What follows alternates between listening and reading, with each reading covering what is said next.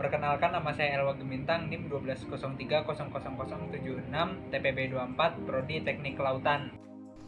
Assalamualaikum warahmatullahi wabarakatuh. Saya Yuda Febrian, NIM 120230105 dari TPB 24 Teknik Geomatika. Halo semuanya, perkenalkan nama aku Juniati Dameria Samosir dengan NIM 120300118 dari Program Studi Teknik Kelautan TPB 24 Kelompok RBL 3B. Assalamualaikum warahmatullahi wabarakatuh. Izin memperkenalkan diri, nama saya Muhammad Hafiz Bimantoro dengan NIM 120460031 Prodi Teknik Perkeretaapian.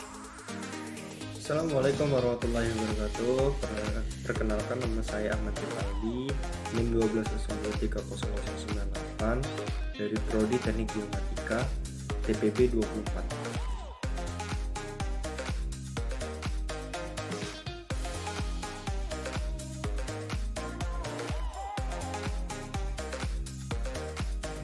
Hukum Bernoulli adalah hukum yang menyatakan bahwa kenaikan kecepatan aliran fluida akan menyebabkan penurunan tekanan fluida secara bersamaan atau penurunan energi potensial fluida tersebut. Intinya adalah tekanan akan menurun jika kecepatan aliran fluida meningkat. Hukum Bernoulli dinamakan dari Daniel Bernoulli yang pertama kali mencetuskan hukum ini berdasarkan bukunya yang berjudul Hydrodynamica yang diterbitkan pada tahun 1738. Hukum Bernoulli dapat diaplikasikan pada berbagai jenis aliran fluida dengan beberapa asumsi. Hukum atau prinsip Bernoulli adalah prinsip yang ditemukan oleh ilmuwan Jerman yang bernama Daniel Bernoulli yang bertujuan untuk menurunkan prinsip atau hukum dari Torricelli, yang mana Torricelli mengatakan bahwa suatu kecepatan cairan yang ada di dalam suatu kedalaman cairan tersebut memiliki nilai sama dengan kecepatan cairan tersebut jatuh dari ketinggian.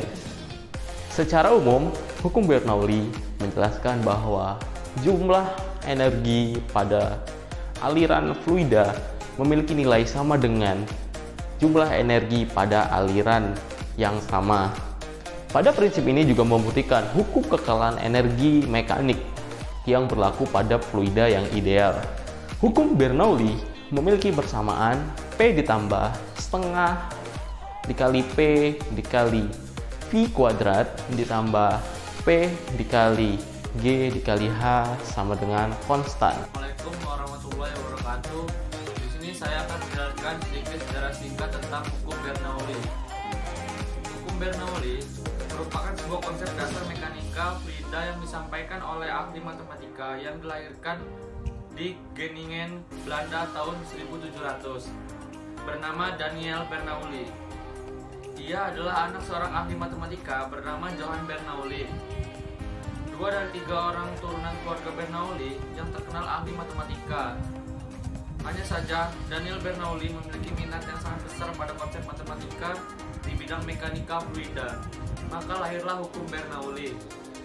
Sebagai seseorang yang ahli di bidang matematika, pada awalnya Daniel Bernoulli dipaksa oleh ayahnya untuk mempelajari bidang lain, seperti bidang bisnis ataupun kedokteran, dengan anggapan bahwa profesi seorang ahli matematika tidak mendatangkan kemakmuran pribadi.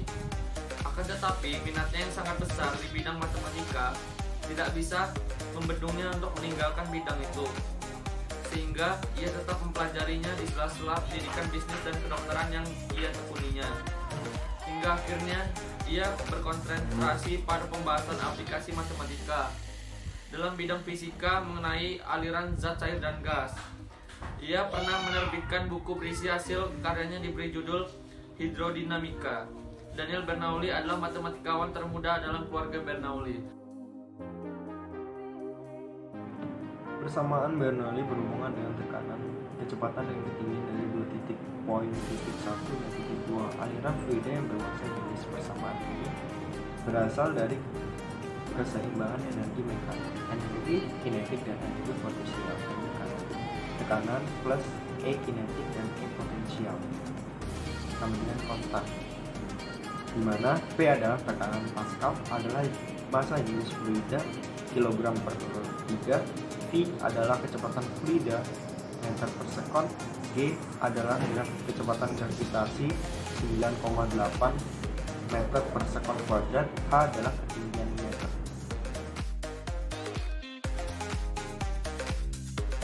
Baiklah, di sini saya akan menjelaskan mengenai penerapan hukum Bernoulli pada tabung pitot. Apa itu tabung pitot?